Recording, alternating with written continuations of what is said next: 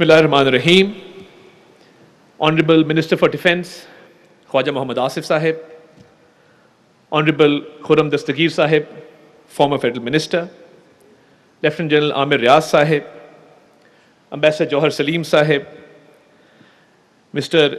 Ahmed Bilal Sufi Sahib, Meher Ali Shah Sahib, the Indus Water Treaty Commissioner, our esteemed guests from abroad, I would like to formally welcome Dr. Victor Gao, Madam Roxalana Zigon, Madam Laurie Watkins, and of course today's host, Madam Tania Francis.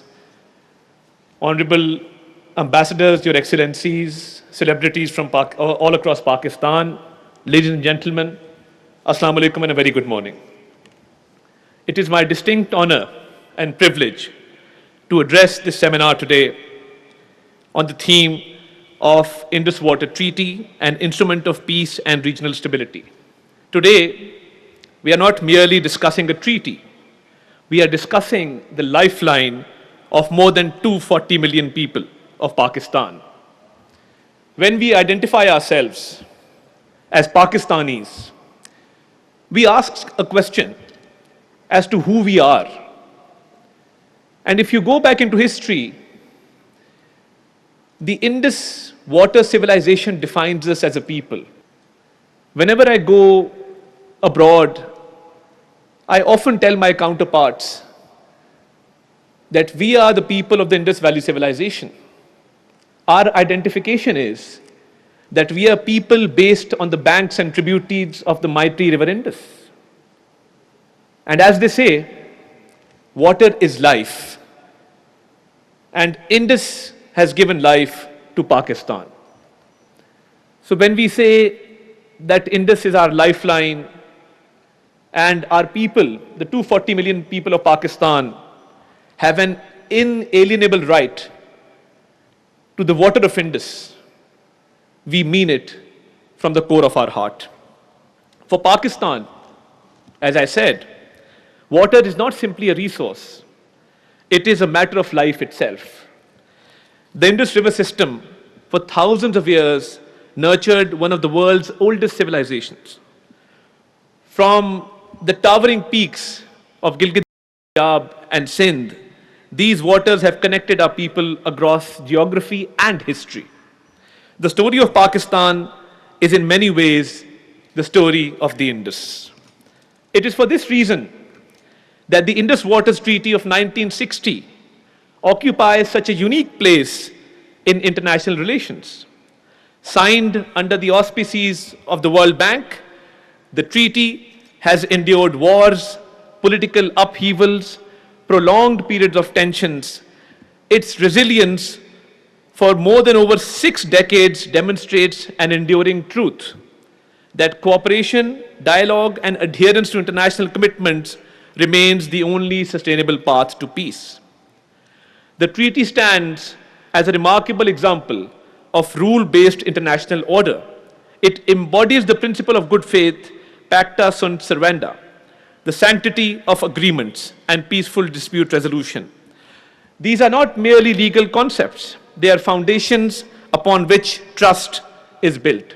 But ladies and gentlemen, as our national leadership has made it very clear, Prime Minister Shehbaz Sharif, Field Marshal Saeed Asim Munir, the Honorable Minister for Defence on various occasions has made it clear that the people of Pakistan have a right to the water of the Indus, and the Indus Water Treaty cannot be amended, revoked, suspended, or held in abeyance because it cannot be done unilaterally.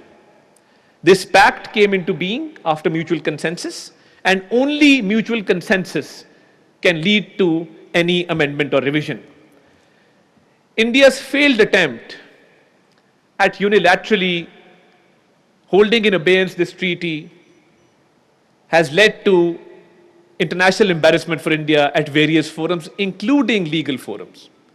So when an attempt is made, or a one-sided attempt is made to hold this treaty in abeyance, the moral, social, legal foundations of that attempt are extremely weak. And any structure which has weak foundations will fall flat on its face. Ladies and gentlemen, at a time when climate change is accelerating, glaciers are melting at unprecedented rates, and water scarcity is becoming one of the defining challenges of our era. Hence, the need to protect this treaty is of the essence. And a need was felt to bring international experts together on this forum today to speak about the sanctity of water, of climate change, of water scarcity, and most important of all, the sanctity of the agreement which is called the Indus Water Treaty. South Asia is home to nearly a quarter of humanity. Our collective future depends upon transforming water from a source of contention into a catalyst for cooperation. History teaches us that rivers do not divide civilization, they connect them. Rivers transcend borders, politics, and generations. They remind us that nature recognizes no boundaries and that humanity's shared challenges demand shared solutions. Any attempt to block or stop water will always fail because water will always find a way. The weaponization of water or attempts to unilaterally alter established arrangements undermine not only regional peace and stability, but also the broader framework of international law. International agreements, as I said, cannot be suspended or disregarded at convenience.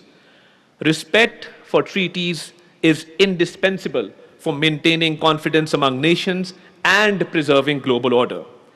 Pakistan has consistently demonstrated its commitment to peaceful engagement and constructive dialogue and the faithful implementation of the treaty.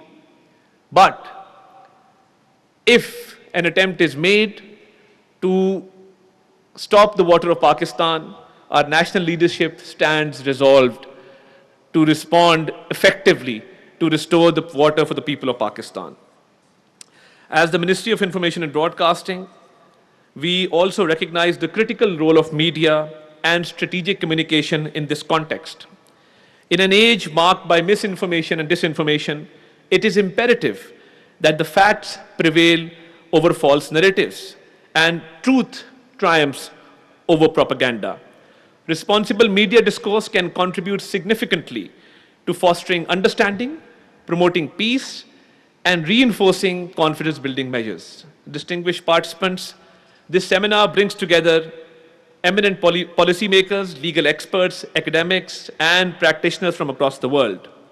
Your collective wisdom and your thoughts will undoubtedly enrich our understanding and generate valuable recommendations for preserving and strengthening this vital international instrument.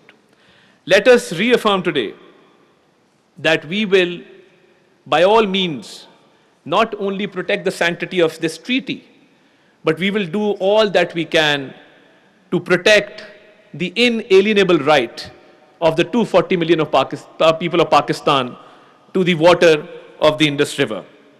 The waters of the Indus have flowed for millennia.